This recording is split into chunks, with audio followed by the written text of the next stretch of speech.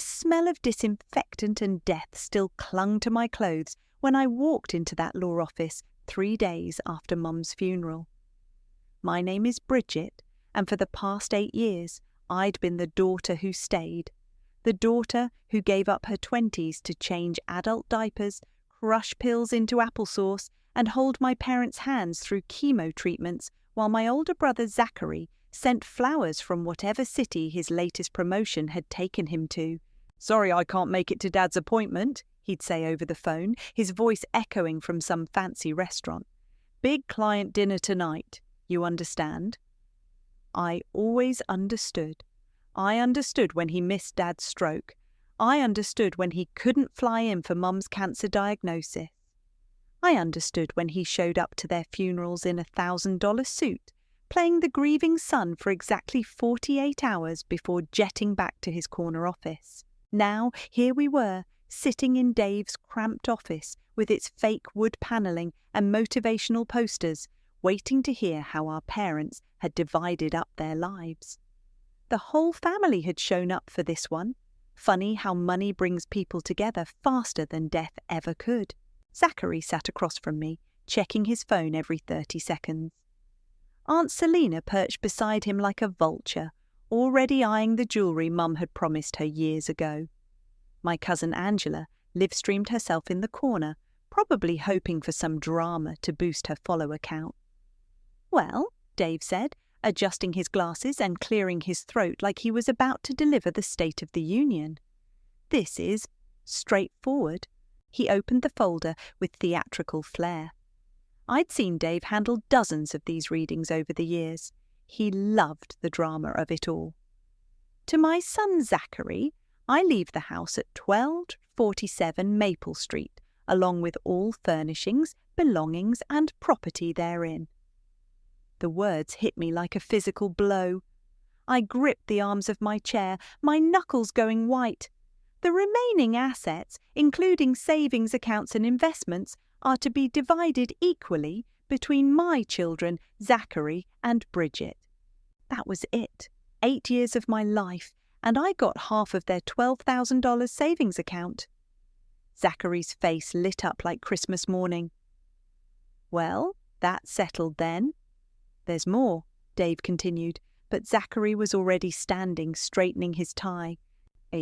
Actually, there isn't much more to discuss." Zachary turned to me with a smile that made my stomach turn. "Bridget, I'm going to need you out of the house within 30 days. I know this is hard, but you're a grown woman.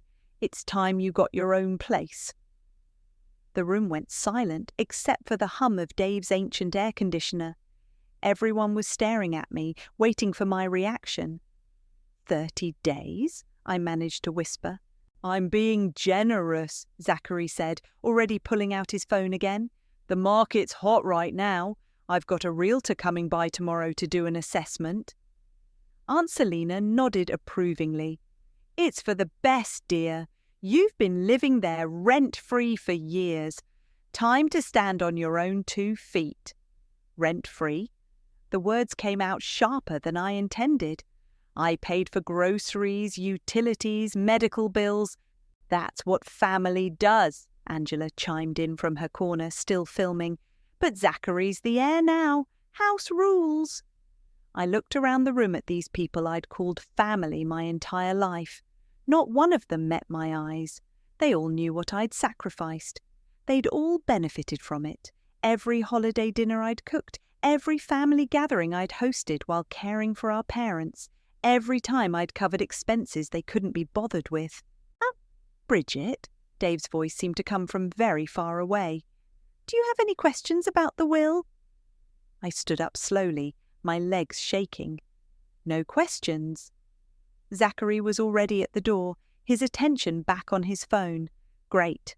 I'll have the locks changed next week, just to make the transition easier. Nothing personal, you understand." He walked out without looking back, Aunt Selina trailing behind him like a loyal dog. Angela finally stopped recording, probably disappointed by my lack of dramatic breakdown. I sat there in that stuffy office, staring at the empty chairs where my family had been moments before. Dave shuffled papers awkwardly, clearly wanting me to leave so he could close up shop. "I'm sorry, Bridget," he said quietly. "I know this isn't what you expected." I picked up my purse and headed for the door. "No," I said, my voice steadier than I felt. "It's exactly what I expected." But what none of them expected was what I'd been keeping secret for 10 years. I drove home in a daze, my hands gripping the steering wheel so tight my fingers cramped. The house looked the same as always. White picket fence, Mum's rose bushes that I'd been tending for 3 years since arthritis took her gardening away, Dad's old Buick still sitting in the driveway because I couldn't bear to sell it yet. My phone started buzzing before I even got inside. "Bridget, honey, I heard what happened." Aunt Selina's voice dripped with fake sympathy. "I know this is hard, but you have to understand, Zachary's the oldest, and he has a family to think about. He's not married, Selina." "Well, he might be someday. The point is, you're young and capable. You'll bounce back. Maybe this is exactly what you need to finally start your own life." I hung up on her. The phone rang again immediately. Angela this time. "Bridge, I just wanted to say I'm sorry about how things went down. But honestly, maybe it's time you stopped playing the victim. You chose to stay home and take care of them. Nobody forced you." "Right." I set the phone down without hanging up, letting her talk to dead air. The house felt enormous and empty, without the constant hum of medical equipment, without Dad calling for help getting to the bathroom, without Mom asking me to read her the same magazine article for the 5th time. For 8 years, this place had been a hospital, a prison, and a home all rolled into one. Now it was supposed to be nothing. I was sitting at the kitchen table staring at a stack of unpaid medical bills when Olivia knocked on the back door. She'd been doing that since high school, never used the front door, always came through the kitchen like she lived here too. "I brought wine," she said, holding up a bottle of cheap red, "and ice cream and tissues, whatever you need." "I need a new family." She sat down across from me, studying my face. "You look too calm. This is your scary calm. What are you thinking?" "I'm thinking about 10 years ago." "What happened 10 years ago?" I got up and walked to the old secretary desk in the corner, the one Mum used to pay bills at before her hands got too shaky. I pulled out a manila folder from the very back of the bottom drawer. "Mum and Dad were about to lose the house," I said, setting the folder on the table. "Dad's medical bills from his first heart attack, Mum's cancer treatments, the mortgage they'd refinanced twice already. They were 3 months behind on payments." Olivia opened the folder and pulled out a stack of papers. "What is this?" "I bought the house." She looked up at me, confused. "What do you mean you bought it?" "I mean I took every penny of my savings, my college fund, my car fund, everything I'd been putting away since I was 16, and I bought this house from my parents, $28,000. It kept them from foreclosure, and they got to stay here until they died." Olivia flipped through the papers, her eyes getting wider. "Bridget, this is a deed with your name on it. Yep, you own this house. Have for 10 years. She stared at me. "And you never told anyone?" "Mum and Dad knew, obviously, but they asked me not to tell Zachary. They were embarrassed about the money troubles, and they thought it would hurt his feelings to know his little sister had to bail them out."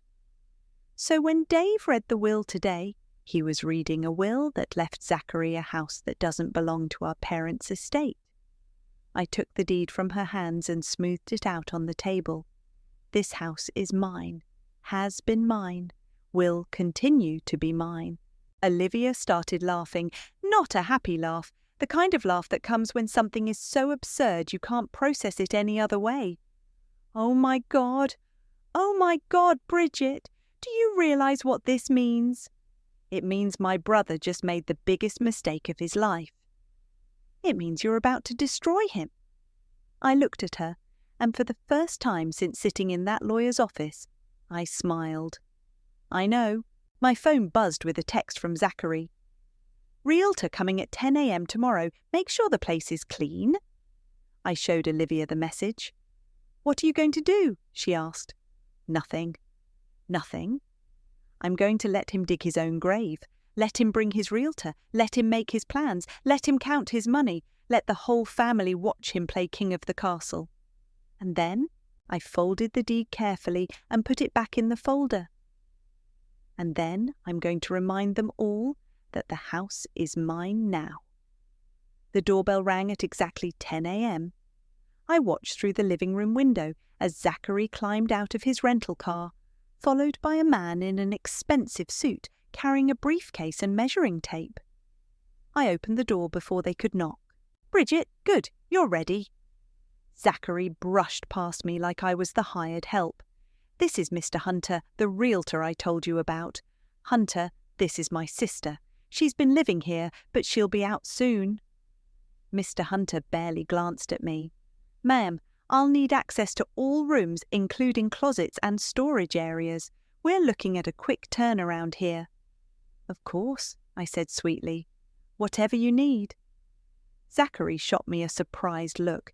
He'd probably expected tears or arguments. "Great attitude, Bridget. This'll be easier for everyone." He turned to Hunter. "The house has been in the family for 30 years. Great bones, good neighbourhood. What are we looking at price-wise?" Hunter pulled out his phone and started taking pictures of the living room. "Market's hot. I'm thinking we list at 285, maybe 290. Should move fast." "Perfect." Zachary was practically glowing. "I've got some improvements in mind once we close. Maybe flip it for even more." I followed them through the house, listening to Zachary talk about maximising square footage and updating the kitchen, like he'd been planning renovations for years instead of seeing the place for the first time in 18 months. "This room's got potential," Hunter said, walking into what used to be Dad's study. "Knock out this wall, open it up to the living room, very popular with young buyers." "Dad built those bookshelves himself," I said quietly. "Built-ins are outdated," Hunter replied, without looking up from his measuring tape. "Buyers want flexibility." Zachary nodded along enthusiastically. "Exactly. No point in being sentimental about old furniture." They spent 2 hours measuring, photographing, and discussing my childhood home like it was a commodity. Hunter treated me like I was invisible, asking Zachary questions about utilities and maintenance that I could have answered in my sleep. "The basement's finished," Zachary said, leading Hunter downstairs. "Could be a man cave or home office." "Actually," I called after them, "there's some water damage down there, behind the water heater. Happened last winter." Hunter frowned and pulled out a flashlight. "How bad?" "Not terrible, but you should probably have someone look at it before listing." Zachary shot me a look that could have melted steel. "It's fine. Just a small stain." "Small stains become big problems," Hunter muttered, examining the wall. "We might need to disclose this. Could affect the price." "How much?" Zachary's voice was tight. "Depends on what's behind the drywall. Could be nothing. Could be mould. I'd recommend getting it inspected before we list." I watched Zachary's jaw clench. Every dollar he had to spend on repairs was $1 out of his profit. They finished the walkthrough and sat at the kitchen table to discuss next steps. I made coffee, playing the perfect hostess while they talked over my head. "I'll have the listing ready by Friday," Hunter said. "Photos, virtual tour, the works. We should have showings by the weekend." "Excellent." Zachary pulled out his checkbook. "What do you need from me?" "Just the standard listing agreement and proof of ownership. Your lawyer can send over the title paperwork. Dave's handling all that. I'll have him call you this afternoon." Hunter packed up his things and headed for the door. "Nice meeting you, Mom," he said to me as an afterthought. "Good luck with your move." After he left, Zachary lingered in the kitchen, looking around like he was already counting his money. "You're being surprisingly reasonable about this," he said. "What choice do I have?" "Exactly. I'm glad you're finally being realistic." He picked up his keys. "Oh, and Bridget, when you pack, don't take anything that came with the house. Furniture, dishes, all that stays, adds value. Even Mum's china. Especially Mum's china. Buyers love that vintage stuff. He walked toward the door, then turned back. And get that basement thing fixed before Friday. I don't want any surprises messing up the sale. After he left, I sat in the quiet kitchen, sipping my coffee and looking at the family photos on the refrigerator. 8 years of birthday parties, holidays, and quiet Sunday dinners. All of it about to be erased so Zachary could make a quick profit. My phone rang. Dave, Bridget, I need to ask you something, and I need you to be completely honest with me. Okay. Is there anything about this house, any paperwork, any agreements, anything at all that I should know about before we proceed with the sale? I took a long sip of coffee. Why would you ask that? Just covering all the bases, making sure there are no surprises. No surprises, Dave. Everything's exactly as it appears. Which was technically true. Everything was exactly as it appeared to someone who bothered to look at the right paperwork. By Thursday, the house had become a circus. Zachary showed up with Dave in tow, both of them carrying folders and wearing the kind of smug expressions that made me want to throw something. We need to do a final walkthrough before the listing goes live, Zachary announced, not bothering with hello. Dave wants to make sure everything's in order. Dave looked nervous, constantly checking his phone and wiping sweat from his forehead despite the cool weather. Just routine stuff, Bridget, making sure all the I's are dotted. Of course, I said, stepping aside to let them in. Can I get you coffee? We're fine, Zachary said curtly. He was already pulling out his phone to take more pictures. Hunter says we might get multiple offers if we price it right. They spent an hour going through every room, Dave taking notes while Zachary pointed out selling features like he was some kind of real estate expert. The hardwood floors are original, he told Dave. That's a huge selling point. Those are the floors I refinished last year, I said quietly, after Dad's wheelchair scratched them up. Zachary ignored me. And the kitchen appliances are practically new, because I replaced them when the old ones broke down during Mum's chemo. Dave glanced at me, then back at his notepad. Right. Well, everything looks good. As they were leaving, Zachary turned back to me. Oh, I almost forgot. Aunt Selina wants to come by this weekend to pick up Mum's jewellery. I told her that was fine. You told her what? The jewellery was promised to her years ago. Mum always said Selina could have it. Mum promised me her wedding ring, Zachary shrugged. Selina's older. She has more right to family heirlooms. After they left, I called Olivia. They're moving fast, I told her. Listing goes live tomorrow, and Selina's coming to raid Mum's jewellery box. Are you going to stop them? Not yet. Let them get comfortable first. Friday morning brought a parade of strangers through my house. Hunter had scheduled back-to-back showings, and I watched from the kitchen window as couples walked through my childhood home, pointing at walls and discussing renovations. Aunt Selina arrived during the third showing, pushing past a young couple on the front porch. "Excuse me, family business," she announced loudly. She marched straight to Mum's bedroom and started going through the jewellery box like she was shopping at a garage sale. "This was always meant for me," she said, holding up Mum's pearl necklace.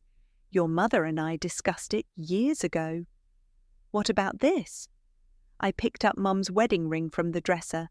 Selina snatched it from my hand. "That's part of the set. It all stays together." "Mum specifically said I could have her ring." "Well, Mum's not here anymore, is she?" Selina's voice was sharp, and Zachary's the one making decisions now. She stuffed the jewellery into her purse and headed for the door. "You should be grateful we're letting you stay until the house sells. Most families would have put you out immediately." That afternoon, Angela showed up with her phone out, filming everything. "Just documenting the transition," she said, panning across the living room. "This is going to make such a great story for my followers. Family drama always gets the best engagement." "Turn that off, Angela. It's a free country. Besides, this is technically Zachary's house now, And he said I could film. She followed me around, narrating like she was hosting some twisted home renovation show. So this is where Bridget's been living rent-free for almost a decade. Pretty sweet deal, right? But all good things must come to an end. I went to my bedroom and locked the door, but I could still hear her in the hallway, probably filming my closed door and making up stories about my emotional breakdown. My phone buzzed with a text from Zachary. Hunter says we have 3 serious offers already. Might close next week. Hope you're packing. Then another from Dave. Need to meet tomorrow. Important legal matter. Can you come to my office at 2 p.m? And finally, one from a number I didn't recognize. Stop causing problems or you'll regret it. This is your only warning. I screenshot the threatening message and sent it to Olivia. She called immediately. What the hell is this? Someone doesn't want me rocking the boat. Bridget, this is getting scary. Maybe you should just reveal the deed now before this gets worse. Not yet. Tomorrow Dave wants to meet. Let's see what he has to say first. What if they try to intimidate you into signing something? I looked at the manila folder sitting on my nightstand, containing the deed that would change everything. Let them try. That night, I barely slept. Every sound in the house made me jump. The settling of old wood, the hum of the refrigerator, the neighbour's cat walking across the roof. Someone in my family had threatened me, and I had no idea who. But I knew one thing for certain. Tomorrow, everything was going to change. I arrived at Dave's office 10 minutes early, clutching the manila folder like a lifeline. His secretary wasn't at her desk, and I could hear raised voices coming from behind his closed door. Told you to handle this quietly. That was Zachary's voice.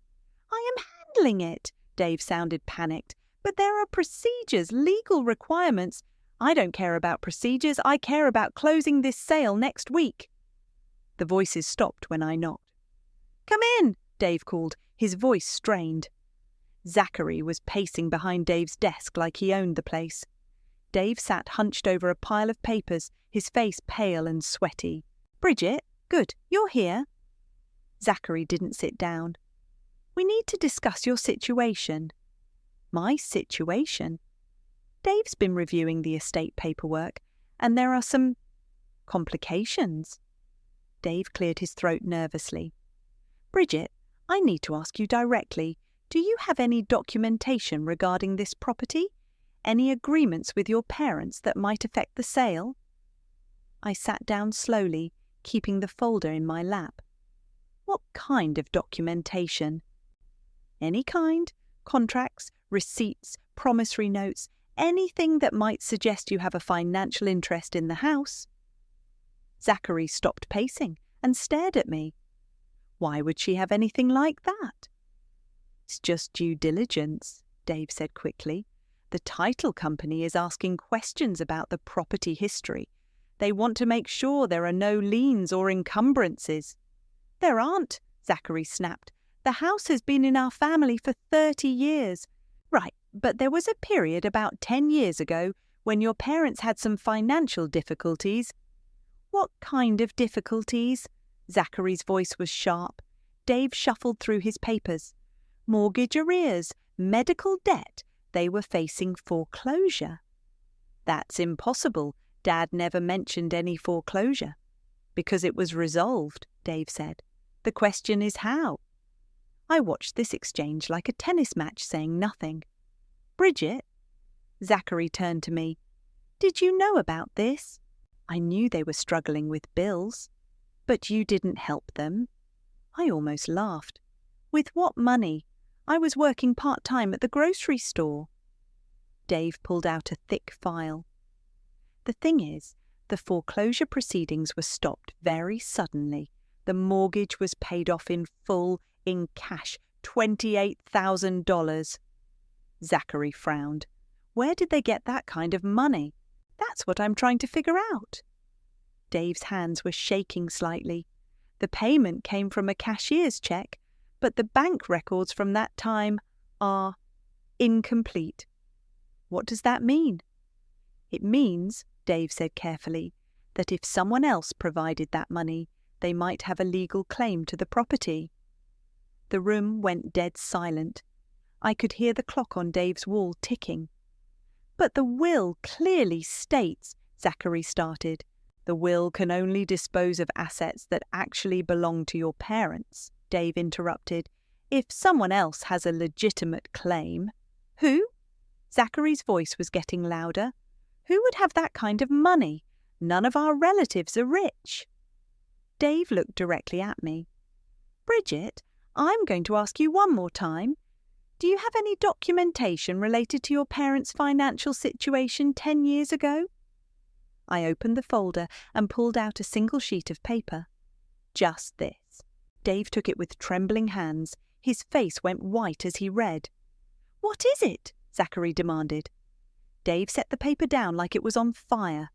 "It's a deed, dated 10 years ago, transferring ownership of 147 Maple Street from Robert and Helen Myers to—" "To who?" Zachary grabbed the paper. His face went through several expressions: confusion, disbelief, and then pure rage. "This is fake." "It's notarized," Dave said quietly. "Filed with the county recorder's office. It's completely legal. This can't be right. She was just a kid 10 years ago." "I was 24, I said calmly, "old enough to buy a house." Zachary crumpled the deed in his fist. "You're lying. You never had that kind of money." "I had been saving since I was 16. College fund, car fund, everything. $28,000. "Why didn't you tell me?" "Mum and Dad asked me not to. They were embarrassed." Dave was frantically typing on his computer.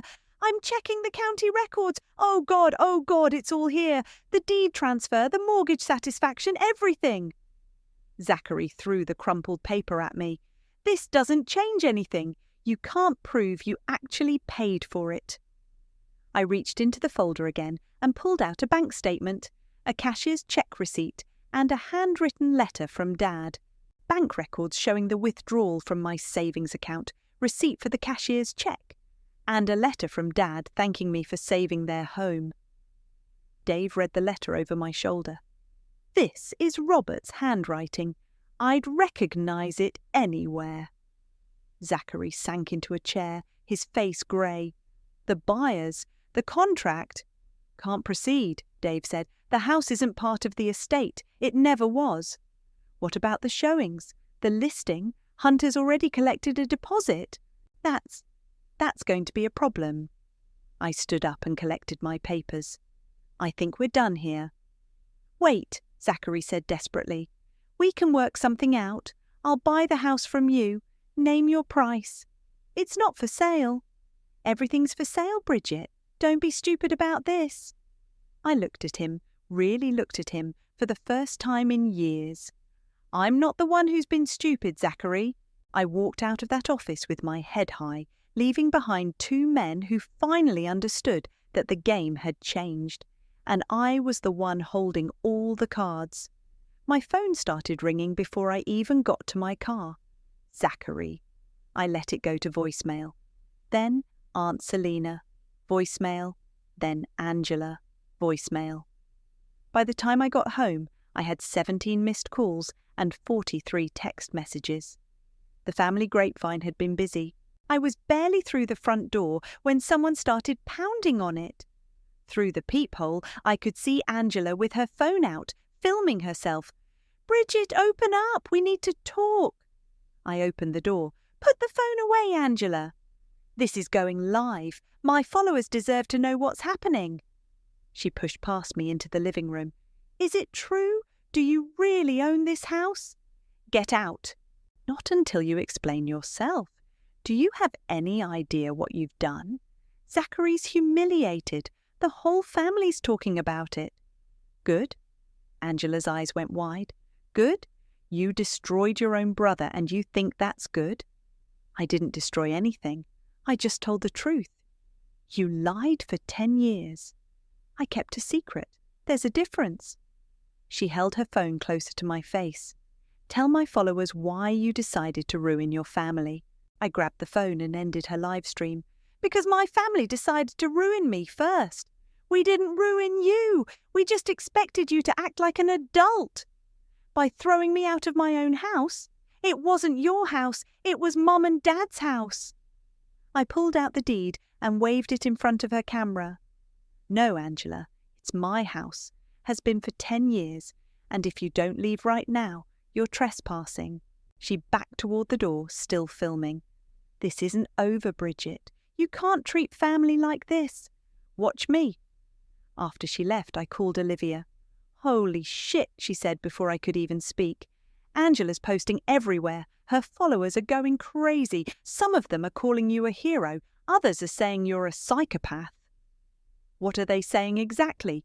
That you secretly bought your parents' house and let your brother think he inherited it, just so you could humiliate him publicly. The comments are intense. Let me guess. Half think I'm brilliant, half think I'm evil. Pretty much. But Bridget, there's something else. Zachary's been calling everyone, trying to get them to pressure you into selling him the house. What did you tell him? To go to hell, but others aren't being so supportive. As if on cue, my doorbell rang.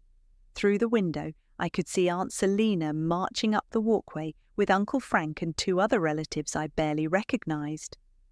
Intervention time, I muttered.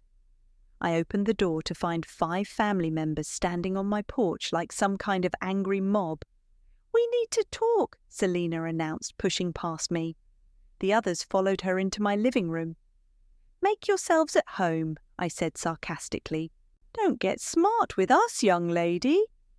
Uncle Frank pointed a finger at me. You've caused enough trouble. What trouble is that, Frank? You know exactly what trouble. Zachary's beside himself. He's already signed contracts, made promises. You're going to cost him thousands of dollars.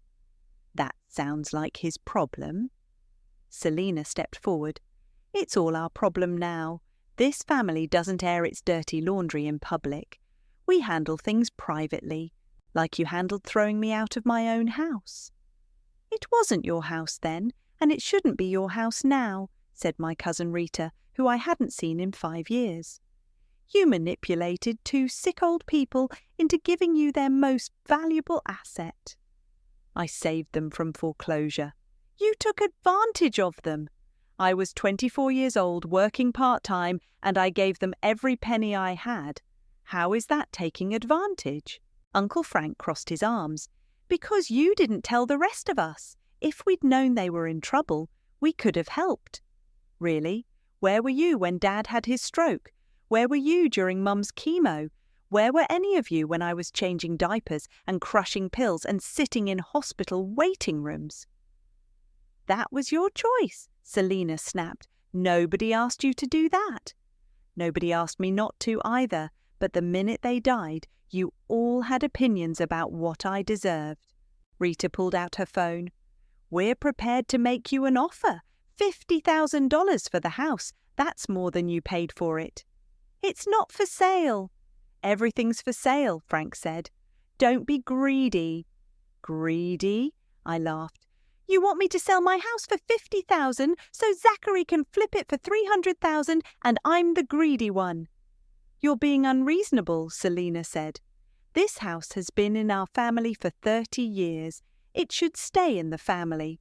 It is staying in the family. It's staying with me. You're not really family, Rita said quietly. Not anymore. Not after this. The room went silent. Even Selina looked shocked at Rita's words. Get out, I said quietly. Bridget, Frank started. Get out, I screamed. All of you, get out of my house. They filed out slowly, muttering among themselves. Selina was the last to leave. You'll regret this, she said from the doorway. Mark my words, you'll regret choosing that house over your family. I didn't choose the house over my family, I replied. My family chose money over me. After they left, I found a note that had been slipped under my door while they were inside.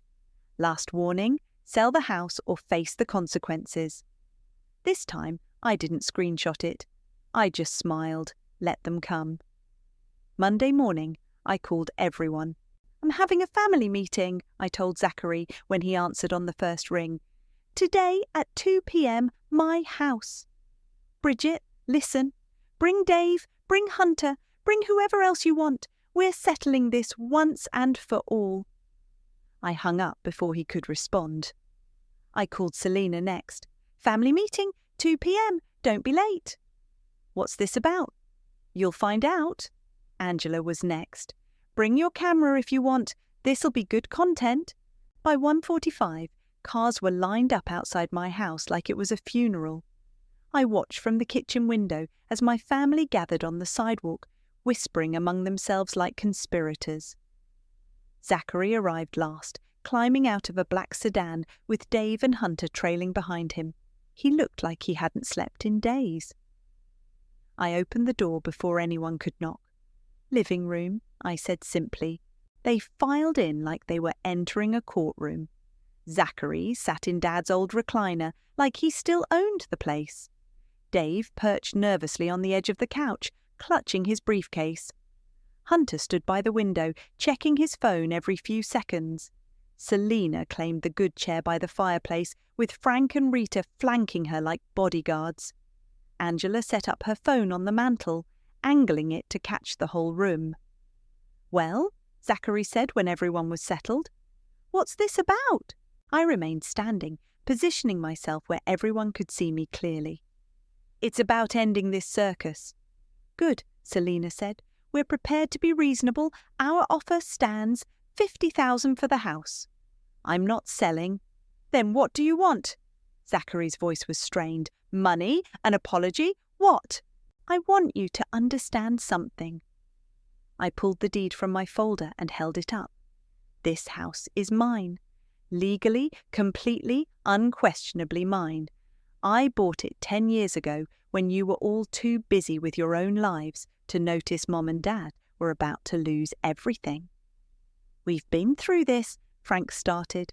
No, we haven't, because none of you have actually listened. I looked around the room. For 8 years, I put my life on hold. I gave up college, relationships, career opportunities, everything to take care of our parents, and not one of you offered to help. That was your choice, Rita muttered. You're right. It was my choice. Just like buying this house was my choice, just like keeping it is my choice.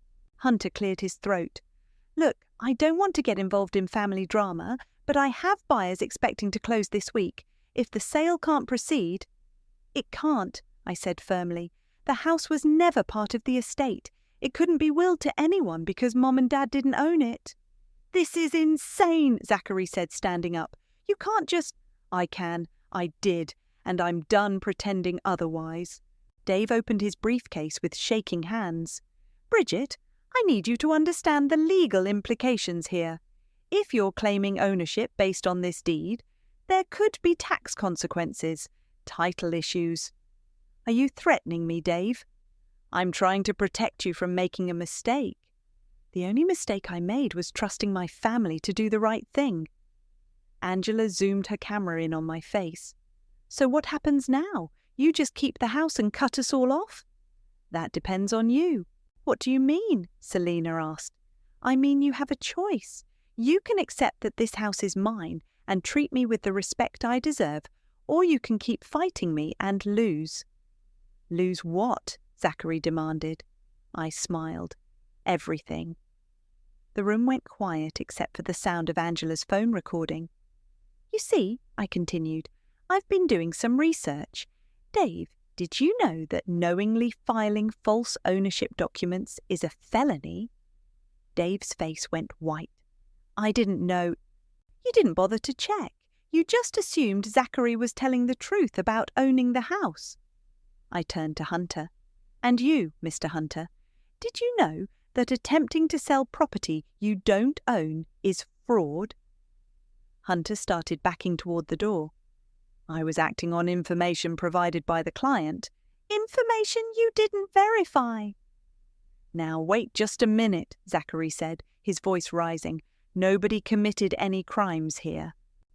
Really? Because I have documentation of everything.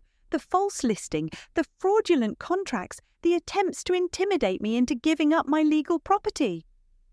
I pulled out my phone, including the threatening messages someone's been sending me.